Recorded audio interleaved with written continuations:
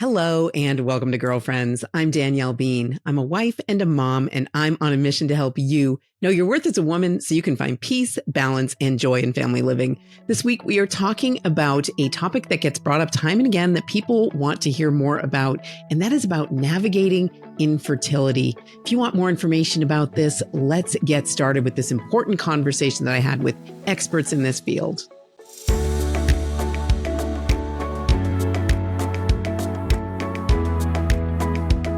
Hey, girlfriend, thank you so much for being here for this important episode of Girlfriends. I hear from women all the time who are struggling with infertility, whether it's ongoing infertility or secondary infertility in their marriage. And there are all different kinds of causes of it.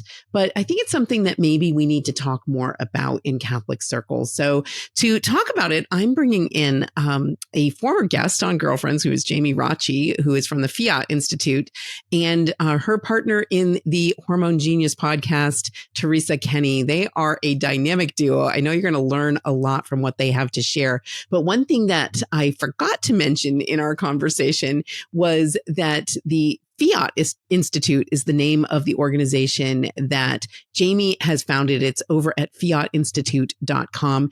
And that is her hormone coach certification program. So she teaches women how to teach women about their hormones, and whether it's dealing with infertility or navigating natural family planning, or dealing with health issues related to hormones, or going through menopause or perimenopause. She really has a wealth of information over there, and she is certifying coaches that are able to then go out and help women do the same. So again, that's at fiatinstitute.com. We forgot to share that URL, so I wanted to be sure to mention that. And also, before I share the conversation, in this conversation with Teresa and Jamie, they share a lot of information about kind of clean living. Like, what does that look like? And reducing the kinds of chemicals that we might be exposing ourselves to, whether it's in our food or our water or our clothing or our skin products or the air that we breathe. And I want to frame the conversation in terms of something that I have found really helpful with regard to that kind of conversation. It's because it can feel overwhelming, and it can feel like, well, I'm just messing everything up and everything's toxic. So what can I even do? But this concept of 80-20, have you heard of this? Like, if you have a goal, whether it's healthy eating or exercise or, some goal like that, I've heard it described as aim for 80-20, like doing that right thing, whatever it is, whether it's like eating organic or using clean products in your home, like 80% of the time. And don't aim for perfection, because that's impossible and it's overwhelming. It's exhausting and ultimately probably not a good use of your time and attention, right? So aim for 80-20. And I find that's actually a very relieving way of looking at things, because first of all, it doesn't completely cross things off like you can never eat that food again, right? But also it just kind of relieves you of the burden of trying to strive for perfection in these things. And these are things we can care a lot about. It's our health. It's our family's health. It's our well-being. It's our fertility that we're talking about. And yet it can feel overwhelming to feel like we have to aspire to some kind of like a perfect model of it. One book that I found really helpful in this kind of thinking is the book called Cleanish by Jen Stevens. She's an author that I really enjoy. The total title of it is Cleanish: Eat mostly clean, live mainly clean, and unlock your body's natural ability to self-clean. I really appreciate Jin's approach because she is very practical about these things. She's real. She tells real life stories.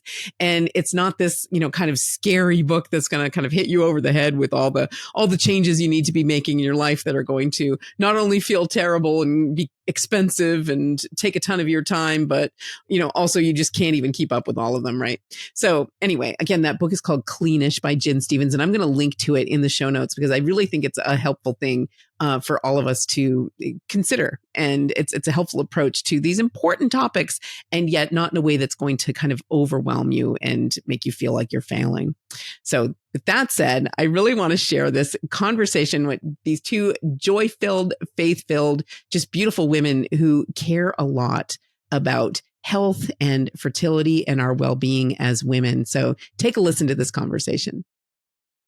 I am super excited to have two special guests here on Girlfriends today. Teresa Kenney and Jamie Rathjen are joining me here on Girlfriends. Jamie is returning, but let me just tell you a little bit about these two amazing women. Teresa Kenney is a women's health nurse practitioner and naprotechnology. And a naprotechnology trained medical consultant who is passionate about restoring women's quality of life through holistic care. She's a certified medical consultant who works cooperatively with the women's cycle and treats the underlying root cause of women's health issues. And Jamie Rachi, who's been on before to talk about hormones, her passion, is a fertility care practitioner and founder and former director of Guiding Star Cedar Valley, a nationally branded nonprofit women's healthcare center. Jamie is also passionate about her business, where she certifies women to become hormone coaches and have their own at-home business, empowering women to understand the beauty and genius of their hormones. Together, Teresa and Jamie are founders and co-hosts of the Hormone Genius podcast. Their mission is to empower women to be the genius of their hormones. Welcome, Jamie and Teresa. So glad you're here with us. Yeah. Yeah, thrilled to have you on. This is such a pertinent topic. Jamie, when I had you on before, we got tons of feedback from people that were like, finally, people are going to talk about this, right? In that we really focused on women's hormone issues and the fact that hormones aren't the bad guys, and they often kind of get that rap. So I'll definitely link to that episode if people want to check that out in the show notes over at goodcatholic.com. But for today, we want to focus on the topic of infertility. This is something that I get asked about a lot. I hear from women who are struggling with it, especially in the church. They can sometimes feel alone in it. I'll go to you first, Teresa, with this question. How commonly are you seeing this in your practice right now? Yeah, unfortunately, too commonly. It's really devastating. Obviously, devastating for women, devastating for couples, devastating for families. But we're unfortunately seeing infertility quite a bit more. And in fact, in 2023, the World Health Organization came out with kind of a global look at infertility again. And, it went from 1 in 8 couples to 1 in 6 globally. Wow. But not only that, in the United States, it's even worse. So it's 1 in 5 couples will struggle with infertility, which is just staggering to think about. And of course, the sad news is we really don't know why. I mean, certainly there's, theories. Is it age? Is it, Right. how long people are waiting to have children? But what are all the other factors that are leading us to this point of really, 1 in 5 women are going to be staring at a doctor saying, like, I can't get pregnant. Right. And that's a very sad reality. Yeah, that's really, really a tough thing. You must hear from women all the time too, Jamie, that are experiencing infertility. Is that a common thing? Absolutely. And the women that typically come to the hormone coaches I train through Fiat Institute are women who are really looking to change lifestyle. Mm-hmm. Just like anything in life, if I have, high blood pressure, high cholesterol, or any other health issue, Right. typically we think, well, what's our lifestyle factors that may be pointing us in a direction we're not wanting to go? So anyway, it is very, very common. And I think a large percentage of women that do struggle with infertility, the most difficult part is, like Teresa was saying, not knowing why they're infertile. And that's the most frustrating thing. With anything in life, when we have a solid answer, yes or no, and this is why, we feel better about things and we have a game plan. That's the hardest part. It's kind of like throwing a dart at a wall. Like, where do we even begin? But a number of people coming to me and to our coaches are really looking for lifestyle changes in hopes to increase their fertility. Right. So what are you recommending for people? So where do you begin? So say someone comes to you and they're infertile couple. They don't know why. They don't know where to begin. They don't know if it's a problem she has or that he has or some combination of those things. How do you get started, Teresa? Yeah. So it's like everything in healthcare, you become a detective, and taking a really good history from both the woman and the man. So we need to remember always it takes 2 people to create life. So we want to make sure we address right away male fertility and not leave that for down the road, because, if you find out male fertility is a significant, factor in the couple's infertility, which statistically it will be about 50% of the time, then it's something you can address right away. For the woman, a lot of times it starts with what Jamie and I focus on, which is empowering women to be the genius of their own hormones. so often I tell my patients that, medicine can really only do so much. We have a lot of treatments for different diseases. We certainly know so many things, but patients have so much power in their own hands and what they do to really learn about their own bodies. And so the first step we always take is learning how to chart your cycles and learning how to interpret your own body's signs of the main event, which is ovulation. So in infertility, one of the largest causes of it is just inability to ovulate. And what causes a normal menstrual cycle is normal ovulation. And 40% of the time in infertility, ovulation is going to be the problem. But if a woman can't tell me when she ovulates, there's a huge problem right there. So, we have lots, of course, awesome charting methods for helping women to learn how to identify that main event. Of course, we know the Creighton model system was developed specifically by Dr. Thomas Hilgers to help with couples with infertility. And so that system I often use for my couples with infertility as a starting point. Hey, let's learn how to chart. Let's come back. And then we're going to deep dive and we're going to look into your hormones and we're going to test the male's fertility right away. And then we're just keep going further. It's like leaving no stone unturned, basically. Right. Okay. So, and Jamie, I know you just had an episode where you dealt specifically with male infertility. And this is something I recently heard from someone about, that they don't feel like this gets talked about often enough, that many times in the Catholic Church, especially, we're focused on women and their hormones and how that affects fertility. But can you share just a little bit about what you shared in that recent podcast on male infertility? Yeah. So Teresa and I, and I'll actually punt it over to Teresa since she's more of the medical, but I'll take it from the more of the natural approach.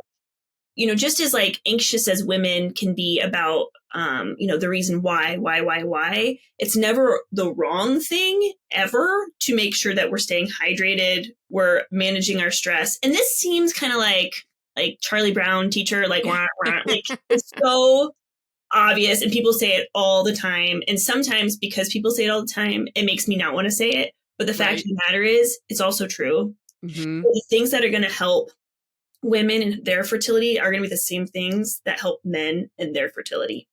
So,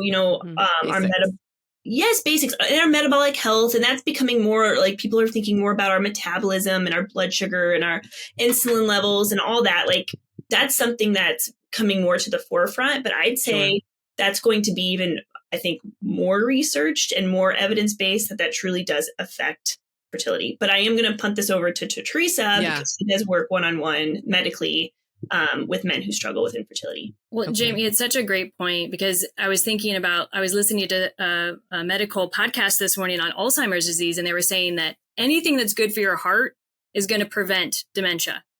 Well, I was just thinking as you were talking about the natural things, anything that's good for your heart is going to help your reproductive health. Totally. So the heart is a vital organ that pumps blood through our bodies. It basically circulates all of our hormones through our body. So these metabolic diseases, and of course, the United States, we have an epidemic of cardiovascular issues, obesity, diabetes. So, one of the first things we need to address is our own just health in general when we're speaking of fertility. And this is true of men and women. But men in particular, if they are dealing with some sort of metabolic disorder, it's going to affect their sperm. And, what's interesting, and we talked about this on our male fertility podcast, is that sperm counts have declined. Motility sperm counts have declined significantly, over 50% in the last 100 years. And so the question is why? So is it the diseases that we're now attributing to the heart? Is it toxins? And I think an endocrine system disruptors and toxins is a huge one. And you don't even have to be like kind of off the grid to know that. The National Institutes of Health are doing studies on phthalates and toxins in the environment and how they affect, our reproductive organs. And, we know already that sperm counts decline when animals are exposed to phthalates. So these toxins in our environment are obviously having a significant effect on fertility. Now, that's a big issue to have to tackle. Yeah. So what can we do about it? The first thing you can do is have clean food, clean air, and clean water. like, those three things, like, don't let it get over, the top for you in terms of worrying about it, but just say, do I have clean food? Do I have clean air? And do I have clean water? And if you take care of those three things, you're going to do a lot to protect yourself from toxins. Okay, let's talk about that a little bit, though, because people are going to be listening and say, like, well, I don't know. Do I have clean water? Like, do I have clean food? Like, what specifically do we mean by that? I'll kind of share some thoughts here. So when Teresa talks about clean air, I'm going to provide some hacks, okay, especially for the women. So ladies, we like our hairsprays and we like our home smelling good and all that, we just do. And just like any like cleaning chemically thing that says there needs to be ventilation, there needs to be air moving through wherever you're either painting or spraying a chemical of some kind. Yeah. Same thing is true with our like beauty supplies and our self-care products. I mean, there should be some ventilation, especially if what you're using isn't natural and green. And there are now, praise the Lord, there's way more time and money being spent researching clean products. So I would say try to gear toward the clean stuff. And then also be thinking, when you're thinking about clean stuff, so Teresa just said the air, the water, and the food. But I also would say the things that we're putting on our skin. Think about what will be on your skin the longest amount of time during the day. And the thing that's on your skin the longest are your clothes. So I always say clean with clean laundry detergent. Don't put fabric softeners in the dryer. Do that over starting with a clean shampoo. Shampoo is great and it's important, but it's on your scalp for like 30 seconds and then you wash it off. Yeah. So important, but just do an inventory audit of your home and think, what am I exposed to the most? I say start in the laundry room. So air, clothes, like things on our skin. I like to diffuse oils. They clean the air. Get plants. House plants are like a natural air cleaner. Open up the windows, that kind of thing. Okay. There's more I could say there. And then food, the processed food garbage. It's like basically, again, we hear it a million times. We've heard it once. We've heard it a million times. But shop the perimeter of the grocery store. I'm just keeping it high level and basic. Yeah. Or like anything on the inside of the grocery store will have like preservatives, nitrates, and high levels of sodium to preserve the food. Just shop perimeter. So that's one other way to keep those things clean. Organic, if you can. The what is it? The Dirty Dozen. Like make sure the foods that are the Dirty Dozen. If the budget is a crunch and you can't buy all clean and organic. And then water. So there are plenty of water filtration systems. All of this seems kind of overwhelming, but it really does matter like where you live and what your water quality is like. So you can go to the Environmental Working Group, EWG.com, and even like look up your zip code to see like what the water is. And I'll say my daughter, she's 2, and she was just tested for kind of higher lead levels. Oh, wow. Which is interesting because like we don't have, as far as I know. So the number one thing the provider said was, you know what, I think the lead levels are kind of high even in our town. And so you could be looking at that even for those, like, again, struggling with lots of things. That's important. Not just for fertility, but for lots of like your children and all these other things. So Berkey water filters, and there are others, I'm sure. That's super high level, but those would be some of my starting points. Right. Okay. And so, and talking about eating clean, like this is something that, people talk about and we know we should. And yet in practice, sometimes that's easier said than done, especially in our culture. Like, very recently, I've been more convinced than ever, like, this is why we have this obesity epidemic. I mean, you could talk about like carbs and fats and protein and whatever, or vegan or whatever. But at the end of the day, like what changed in our country at, around the time that we started having this epidemic levels of obesity? It's like eating these processed It was foods, industrialization of our food. Right. It was really the way we grow and disperse food to the community is how it changed.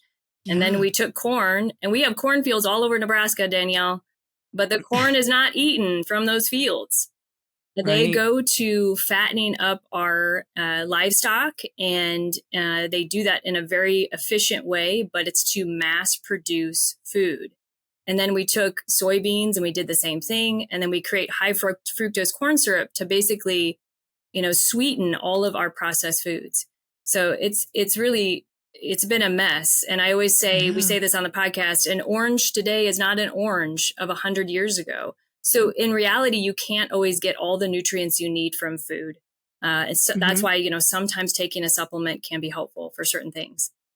Yeah. Okay. So as you're describing this, I'm starting to feel myself, and I'm sure other people are like, okay, I'm already overwhelmed. Yeah. Like, how can I make all these changes? Right. And also, I don't want any of this to come across as, and I'm sure this is part of your practice as well, like, I don't want people to feel like if you're struggling with infertility, we're somehow blaming you and your behaviors. Right. Like, what's the flip side of that is that we're empowering people to know there are changes that you can make that can affect your fertility. So where might you recommend somebody get started? Like, I can't do all the things. What are some of those maybe low-hanging fruit, so to speak, whether it's an orange or not, right?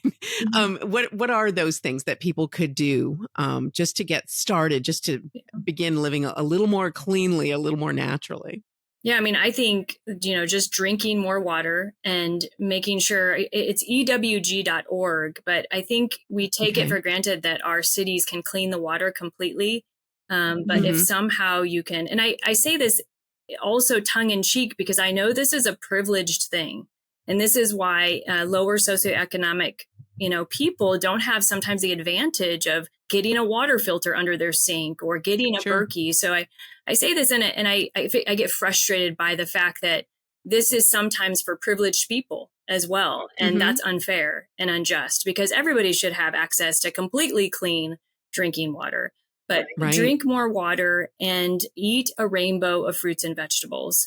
I think because of our fast food, really, kind of like get it quickly, vegetables and fruits kind of get put off to the side. I know they do for me personally. Yeah. So I think eat a rainbow of fruits and vegetables, get quality protein is huge for women. I can't stress enough how many women I find that don't eat enough protein, and we don't grow cells. We don't grow muscle. We don't grow cells without quality protein. So those are from a dietary perspective. But yeah, I mean, if you can drink lots of water and have it be clean, that'll be great too. And sleep 8 hours a night. There is nothing more important to detoxifying our bodies than sleep. And that would be kind of the first things I would start with the patient. Yeah, some of those basic things. You don't have to do everything at once, right? But getting started. And I think too, sometimes it gets overwhelming for women when we're hearing no, you can't eat that thing. Right. You can't eat that chocolate cake. So something else that I personally love, because Teresa and I and Danielle and lots of people, I don't know, we know in our brain the healthy stuff, just like you're saying, Danielle, we know it, but why don't we do it? Like, why don't we eat well? And I am really, really very convicted on the God-shaped hole situation. Like that. Yeah. Like the moment you ask, I'm like, it's the God-shaped hole. It's the God-shaped hole. Definitely. It's like with the food and the quality of our food and a quick dollar and making money, society. But truly, we still can make healthy choices, but why don't we? And I think there's like a deeper discovery there within ourselves. And where do we go when we have a difficult time? Do we go to food? Do we go to wine? Do we go to, that kind of thing? So I know for me personally, I might know, again, all these things. Do I do that all the time? Like eat well? No, I definitely don't. But the thing we can do and your listeners can do is think, okay, do I know I should be drinking more water? Do I know vegetables are good for me? Okay, why aren't I? And let's notice the times when I'm really not. And for me, it's when I'm feeling kind of like out of control, or maybe I don't like the way some things are going in my external life. So I want to feel good and eat something delicious. Not that that's bad or wrong, but there are ways of filling that God-shaped hole that I think takes a deeper look. Oh, that's so wise. I think it really is important to be in tune with why you're making these decisions. Like, like the St. Paul says, like, why do I do what I do not want to do? Right. Why do I do the thing? And so often we do have that kind of brain knowledge, but kind of seeking and we're feeling a lack in some way. And you're so right. Those are the moments for me, for sure, when I'm going to be making less than stellar choices about the food that I'm going to eat. And I think the other thing that we should mention too, and this is something that was kind of like helpful for me in kind of getting my mind around it, is like, you don't have to say that, I'm never going to eat that thing again, right? Maybe you will never eat that thing again, but I think when we set things up as black and white, like good food, bad food, and we feel kind of deprived in a way that ultimately you're setting yourself up for failure because you're going to rebel against that, right? Like we don't like to be told what to do, even by ourselves, right? So yeah. I think it's important to recognize that kind of self-knowledge with regard to how you approach these things. And of course, everyone's going to be different, but there are some of those basic things like realizing what are your moments where you're weak or where you're more inclined to kind of turn toward that. And like you said, Jamie, there's nothing wrong with that, right? Noticing that. Daniel, right? This is really making me think of something I've learned recently, and I think is really important for women to hear, is how we talk to our inner self is really important in terms of our overall health. So I know a lot of women who struggle with eating, right? Eating the right things, or maybe they're overweight and they blame themselves. Imagine many of these women every day of their life are saying negative things internally to themselves. And I just want to say to those women, like, you can rewrite the script, and it is powerful to do so. Not only is it powerful for making you feel better about yourself because you're not talking negatively towards yourself, but it is powerful in terms of your own healing journey. So if you're a woman out there, like, I want you to just stop and think, what do I say to myself? And if you find it negative, ask yourself, would I ever speak to that way to my girlfriend? You know, would I ever tell my girlfriend, oh my gosh, another day where you just eat terrible and you just ate another bag of M&Ms?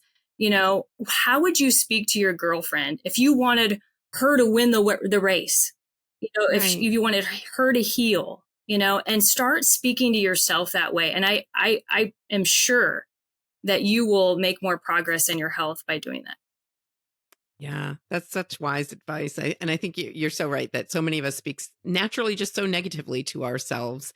And thinking about speaking to somebody else that way is kind of like a wake up call, right? Like, oh, I would never say that. I would never say that, right? That would be terrible.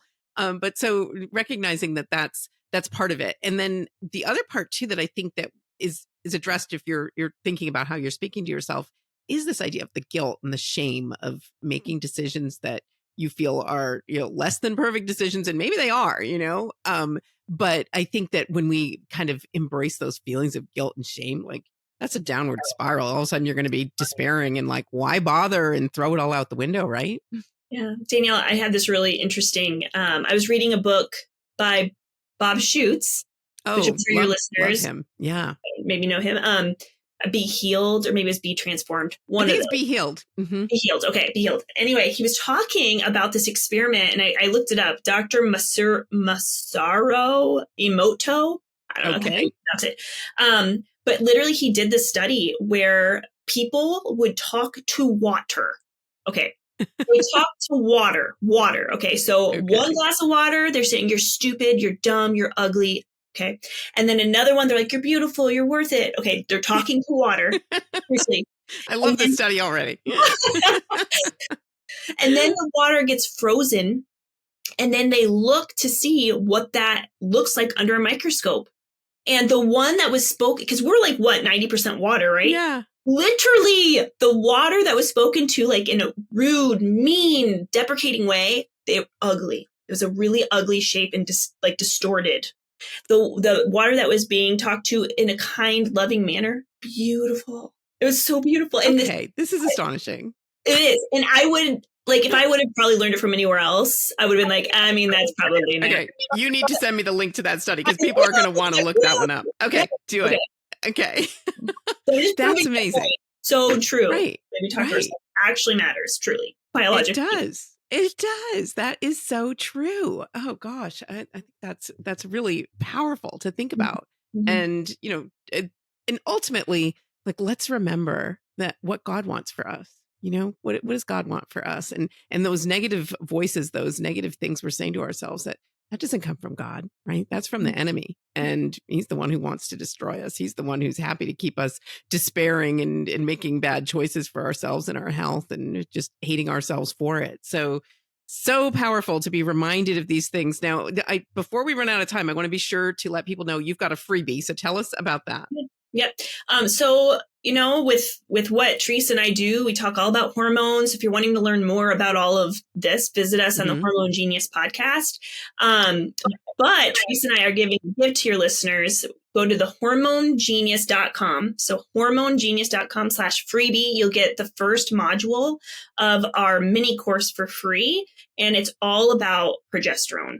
And so progesterone is a very common, cause. The imbalance of progesterone can be a cause of infertility or subfertility, repetitive miscarriage. So this is a free module for your listeners. Again, hormonegenius.com/freebie. Nice. So that is great. Well, we will have that linked up in the show notes over at goodcatholic.com. And then one final question, another thing that I want to know about is, Teresa, you've got a book. So tell us about that. Yeah. Let's see. Because it's so beautiful. I don't know if you can see this. Oh, wow. Beautiful. The Happy Girl's Guide to Being Whole. What you didn't know about never knew about your natural body. And this is, maybe great for anybody who has never really journeyed into their body as a woman and learned all the things that we were never taught when we were young. So it's kind of like my ode to, if I were going to sit down with your 16-year-old daughter and give her the 101 on her fertility and fertility awareness and what's normal in a cycle, what's abnormal in a cycle, this is the book. Yeah. And it has beautiful graphics done by Sarah Ward. It's very appealing as a coffee table book almost. And it's meant for younger women, but I have my older women who never learned it, who are moms now, and they want to know it because they want to teach it to their daughters. And grandmothers are getting it for their daughters. So it's linked to our podcast as well. It has case studies in it. So I want girls to be advocating for their own health. And I really want them to know that they don't have to go on birth control to solve their health issue. Right. And so it has all of these examples of young women who, maybe they're struggling with polycystic ovarian syndrome. And I'm like, I have a patient with polycystic ovarian syndrome. Let me show you how I treat her without birth control and how beautiful and how healthy she is, doing that. And so many times we just feel helpless because we're like, well, my doctor just said I had to do this. And now I'm going to give you all the answers to how you can treat, your body. And that's what our podcast does, is it gives people that alternative view of the woman's body as this, something that we should cooperate with, something that we can restore. And it doesn't have to be suppressed. It doesn't have to take in these synthetic hormones. And we want to give women the freedom to make that choice. Yeah, that's beautiful and so very needed, because I cannot tell you, I know how often it is that's the one size fit all, that doctors will just be like, oh, you have a woman problem? Oh, you need to be on artificial birth control, right? That's the cover up for everything. And it's a sad, sad state of women's healthcare. So thanks be to God for people like you that are providing real care for women and real education. As you're describing that book, I'm thinking, yes, I'm going to buy that. I'm going to get that for my daughters-in-law. People need this information. It is so powerful. So we'll have the book linked up in the show notes. We will have your podcast linked up in the show notes, the freebie there as well. And anything else that you want to send? Oh, the study. Yes, we're definitely going to want the link to the study. We want to see about that happy and sad water. Oh my gosh. Awesome. Yes. Well, Teresa and JV, thank you so much for being here today on Girlfriends. It's really been a joy connecting with you. I knew it would be, and I'm so grateful for the important work you're doing for women's health. Thank you so much. Thank you, Danielle. All right. God bless you. We've got more of the show coming up, but first we're going to take a quick break. I'm Danielle Bean, and you're listening to the Girlfriends Podcast. All who have died in God's grace and friendship, but still imperfectly purified, are indeed assured of their salvation. But after death, they undergo a purification so as to achieve the holiness necessary to actually be able to enter into the joy of heaven. We want to look at the reality of purgatory in a very clear and objective fashion, as opposed to sort of the the popular notions or even the popular piety that has surrounded the actual doctrine of purgatory.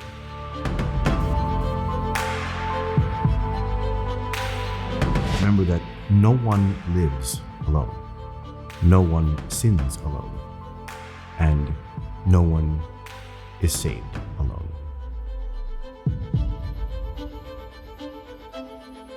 You and I are engaged together in the work of sanctification, my soul, your soul, and the souls of the faithful departed. Let's not forget them, but accompany them, as St. Ambrose said, all the way to the mountain of the glory of God.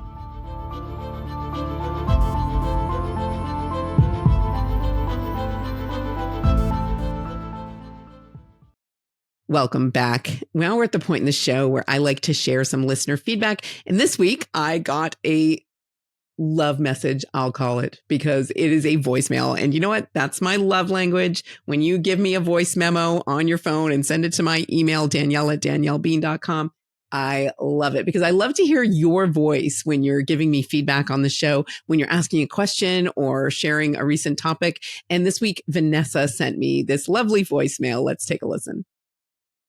Hi, Danielle. My name is Vanessa. Thank you so much for your podcast. Even when I don't think a topic will be relevant to my life situation, I still listen. And even in those episodes, I will gather some kind of great gem from you or your guest. So thank you again. I just finished listening to 9 Things to Do Every Day, and I completely agree with every category you talked about.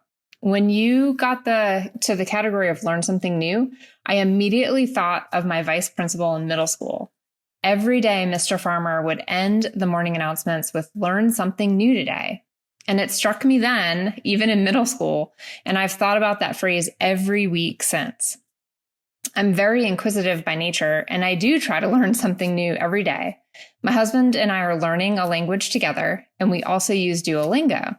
You mentioned you use Duo, which I've heard you mention before, but today I was prompted to pause your podcast, open my Duo app, and add you to my friends that I'm following. I hope I chose the correct Danielle Bean.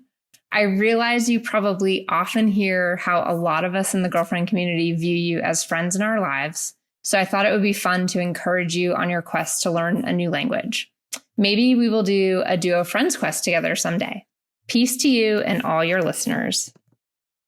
Thank you so much for that voicemail, Vanessa. It truly made my day. And I love that you're enjoying Duolingo.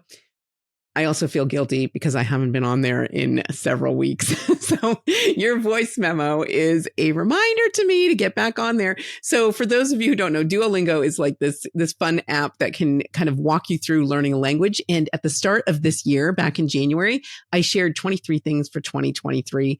Rather than setting up these big kind of resolutions, I called them 23 things for 2023, which is a concept that I kind of stole from Gretchen Rubin over at the Happier podcast, where every year she does a list like that. So 22 things for 2022. This year we'll do 24 things for 2024. I found it was really kind of helpful, low pressure kind of list, like what kinds of goals you have. And you could put big goals on there, but also little goals. And one of the goals that I shared at the start of this year was learning Italian. And, I've just done so poorly at it. So I'm just going to say right now, this far into the year, I've got couple of months anyway left, and they're the busiest months of the year probably. But I'm going to recommit to my Duolingo, especially now that I know I've got a friend there. Vanessa, I'll be looking for you on Duolingo. Thank you so much for that voicemail. If you want to send me a voicemail, you can record it on your phone and send it over to me at Danielle@DanielleBean.com. But if you like to use the app Voxer to leave voicemail messages, you can connect with the podcast in that way too. The link to connect with me on Voxer is always included in the show notes over at goodcatholic.com. All right, that's all the time we have for today, but I want to thank Teresa and Jamie for being part of today's show. And thank you for being part of today's show. I love that we're able to connect here on the podcast. I'm so grateful to you and the fact that you give me some of your time each week. Truly do not take that for granted. So thank you for that. And until next time, I hope you enjoy your day and God bless your week.